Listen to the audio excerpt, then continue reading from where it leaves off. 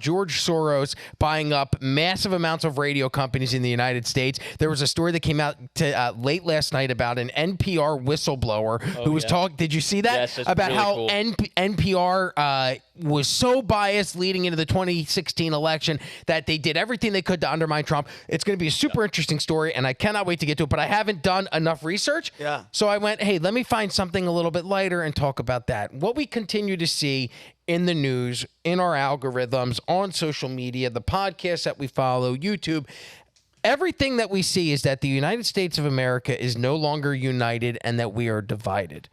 But is that perception or is that reality? There's an article that was put out by Axios yesterday, Behind the Curtain, America's Reality Distortion Machine. And what this article is about what's called distortion bubbles. These are bubbles of reality that we're all living in based on what we're consuming as far as news, media, Twitter, Instagram, YouTube. And whether or not that is the actual representation of reality or it is a representation of the spin by media companies and we perceive that as truth. What they did was they went and they did a poll of 2,000 people. A new poll by AP and the NORC Center for Public Affairs Research shows a striking amount of agreement on very big topics among, roughly 90% of Americans agree on the next five fundamental rights: the right to vote, the right to equal protection under the law, the right to freedom of religion, the right to freedom of speech, and the right to privacy. So if we can agree on 90% of Americans can agree on 5 of the most functioning or most important fundamentals of being a citizen of the United States, then what are we actually fighting about? And according to this article, what they are saying is that we're all living in these bubbles, and what we're getting news perceived as reality, but what it actually is spins from the extremes, the extreme right, the extreme left, who are taking information, twisting it to fit their narrative, putting it out into the algorithms, and then people like us consume that, and we see that, we don't investigate further, and this is where I think independent journalism will separate people who do this from people who just consume. A lot of people will see that on their feed. They'll take that story as, okay, this is what happened. I'm going to make my opinion on it without actually clicking on the story, reading past the headline, investigating and researching, reading the opposition on that particular news story. Trump on abortion. Instead of just reading Fox News, go and read CNN. Read MSNBC, and then make your decision based on both viewpoints. But what they're saying now is that the majority of Americans live in this perceived reality that is not actually real. It's just what the media, what the algorithms tell us is real, and we don't investigate further. So what I wanted to talk to you guys about, and I think, Kelly, you have a chart. Could we show the chart? We'll go to Natalie to see what Nat thinks. Share of U.S. adults who say the following rights and freedoms are important to the country's identity. 91% of people think everyone should have the right to equal protection under the law. 91% of people think that everybody should have the right to vote. 90% of people believe in the freedom of speech. 88% of people the right to privacy. 84% of people the freedom of religion. 83% of people the right to assemble peacefully. 77% of people believe in the freedom of the press, and 54. This is the most controversial argument of our lifetime. Only 54%. Come on, we're America. Well, the right to keep and bear arms. So half. Well, and by the way, the one that said freedom of press, 77%. That means what? 33% are just hardcore liberals that are like, we don't want nobody to learn shit. So the light pink is somewhat important to them, and then the very far. So you're talking about what, like 6% of the population that don't care about the freedom of press. I get it. Yeah. To live in that idea where you shouldn't be able to express or write news or have freedom of speech. But they believe in freedom of speech, so it's like maybe they think freedom of press means like freedom to report something however you want, like even if it's not true. So, you don't know how people. So Rob, what's your question? I want to know. Do you guys actually think that we're living in a divided States of America, or are we actually in the United States of America? Because when I look at what we're currently going through when it comes to cultural issues, social issues, and political issues, I've said this before on this podcast. I think we listen to the extremes and we ignore people who are in the middle, because the people who are in the middle aren't making the most noise. It's the people on the far right, the far left that make that noise. We pay attention to those people, and then that's what the media reports on. But I think everybody, if you could get them to sit down and have a conversation with one another, I think we're closer together in a lot of our beliefs and the rights that we hope for all Americans than the people who are on the outside and the extremes, but we listen to the extremes only because they make more What do you noise. think, Natalie? A lot to unpack, but for starters, unpack it.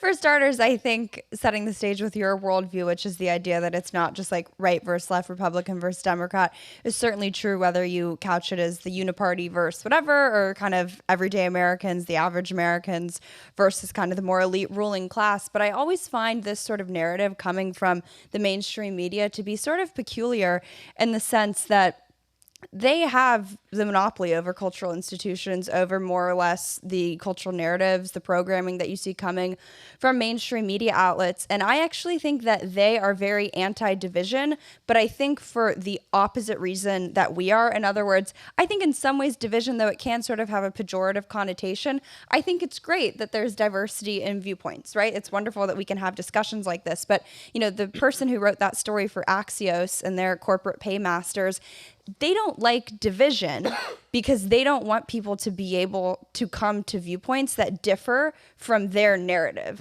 And that's where I think that their discourse on division is sort of interesting, because they don't want shows like this to exist. They don't want people to be able to formulate opinions, whether it's about COVID, the origins of COVID, Ukraine aid, China, that sort of stray from the mainstream. So that's why when I hear these people all up in arms about, oh, we're so divided, it's like, well, you guys are A, contributing to it, I would argue the most, and B, you guys have waged, billion-dollar government-scale censorship efforts to make sure that division can't happen because you don't want us to hold viewpoints that go against the mainstream narrative. So I always get sort of like cagey when I hear all this talk about division, because I feel like they almost bring it up to create more division. I agree, because I get exhausted with talking about the fact that these people are the 1%, maybe even a little bit less. Yeah. We are the 99%. But because of this division that they are talking, Axios and all these MSNBC, and I genuinely believe that they are the enemy of the people. And I mean that from the bottom, from the depth of my heart. They want us hating each other. They want us killing each other. They want us stupid. They want us uneducated. They want us unhealthy, because that's how they keep that power. Before I came in here, my mom was asking who's going to be on. I said, Mom, this amazing girl, her name is Natalie. She's smart. I said that. She's like, Vinny, why? Because she looked into you too. She's like, why do they want us all fight? I go, Mom, because the moment we realize that all the surface stuff, black, white, tall, short, girl, gay, straight, none of that shit matters. And it's about humanity, and it's about us. And if we stopped all together and just turned and went, wait a minute, we have all the power. We literally have all the power, and we're letting them get away with it. I think you nailed it. This divisive BS that all of them are doing, they're just adding more to it, because I think at the end of the day, when you scrape away all that BS, we all have the same common things. Rob, you just showed that list. People want to be able to say what they want. People want to be able to go to, whatever religion they want. People want to be able to have guns. I mean, half of us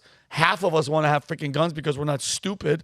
Right, Rob? It says in this article, even those of us in the media who are paid to marinate in news and trends and reporting, they find it hard to determine if something that seems big on X or partisan media is moving the needle with more than a few loudmouths. A big reason for the problem in differentiating: X, Facebook, and other platforms are powered by people with the biggest followings, who often are the most provocative, partisan, and pugilistic. The algorithms then amplify it. Like, I agree. I don't think that the media helps.